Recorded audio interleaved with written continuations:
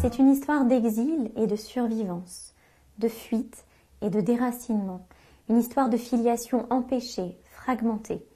C'est tout cela qui se trouve au cœur du deuxième roman de l'artiste plasticienne Gabriela Zalapi.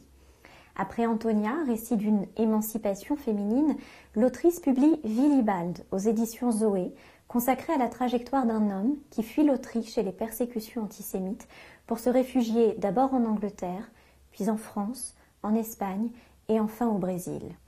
Cet homme, Willibald, apparaît au fil du texte à travers la quête d'une femme, Mara, qui se plonge dans les archives familiales et tente de retracer la vie de cet aïeul qu'elle n'a pas connu. Elle découvre sa correspondance privée et interroge au gré de ses fouilles sa mère Antonia, qui sait et ne sait pas, qui se souvient et ne se souvient pas, qui dévoile et retient par ses silences ou ses murmures. Willibald naît en 1895 à Vienne. À 18 ans, il perd coup sur coup ses deux parents et hérite de l'entreprise familiale qu'il fait brillamment fructifier. Sa fortune lui permet de s'adonner à sa passion, voyager à travers le monde pour se constituer une importante collection d'œuvres d'art. L'Anschluss et les humiliations antisémites qui s'ensuivent le contraignent à quitter Vienne. L'homme d'affaires abandonne tout, son entreprise, sa collection, la vie qu'il s'était construite. À 43 ans, il doit désormais fuir et s'inventer à nouveau ailleurs. De sa vie viennoise, Willibald n'emporte qu'une seule chose, une toile. Il la décroche avec précaution, la plie minutieusement, creusant malgré tout des sillons dans les couches de peinture, et l'entraîne avec lui dans son exil. Cette toile est l'œuvre du peintre néerlandais Govert Flinck, considéré comme l'élève de Rembrandt. Elle représente l'épisode biblique de la ligature d'Isaac. Dieu donne l'ordre à Abraham de lui offrir son enfant en sacrifice, alors même qu'il est censé lui assurer la descendance promise. Si les représentations picturales de cet épisode sont nombreuses, la plupart donnent à voir le dénouement, l'ange qui surgit et empêche le geste d'Abraham pour sauver Isaac. Govert Flinck choisit quant à lui de mettre en scène l'instant qui précède. Abraham s'apprête à tuer son fils le couteau à la main, nul ne l'a encore retenu. Ici, l'intensité dramatique est à son apogée.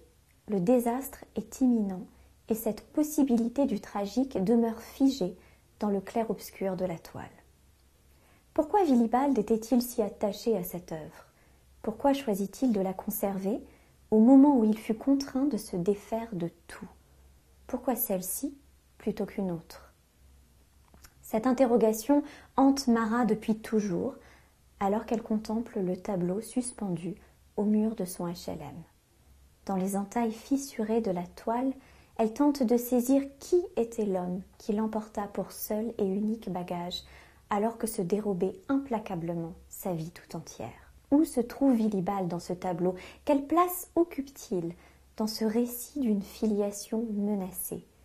Mara observe le sacrifice d'Abraham, ses failles, ses brisures. Il va falloir remonter les craquelures du temps pour faire rejaillir ce passé distendu. Après la guerre, Willibald ne retrouve pas sa collection. Rien ne lui est restitué. Seconde perte, nouvelle solitude d'un exil qui se perpétue.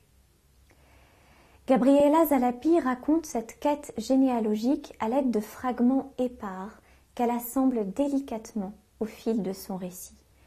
L'histoire est trouée, faite de silences que son écriture picturale laisse soigneusement s'exprimer.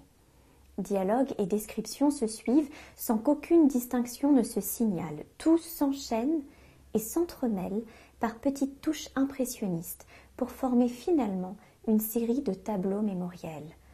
La solitude de Willibald, la torpeur d'Antonia, la quête de Mara. Page après page, l'autrice tisse doucement des liens entre eux trois, comme on restaure une toile abîmée, et fait réapparaître par sa plume évanescente une filiation blessée. À ce clair-obscur photographique et littéraire s'ajoute le flou entretenu entre les frontières de l'autobiographie et de la fiction.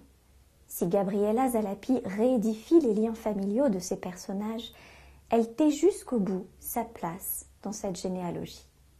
Pourtant, elle égrène son récit d'images et de photographies personnelles, non légendées, entremêlées de détails du sacrifice d'Abraham, comme pour renforcer l'impression de souvenirs vaporeux et désordonnés qui s'imposent à soi. Quant à Willibald, ce récit l'arrache à la solitude de son exil, et par sa quête, à travers les fissures de l'histoire, Marat l'affleure, le dévisage, le considère et fait de lui son arrière-grand-père.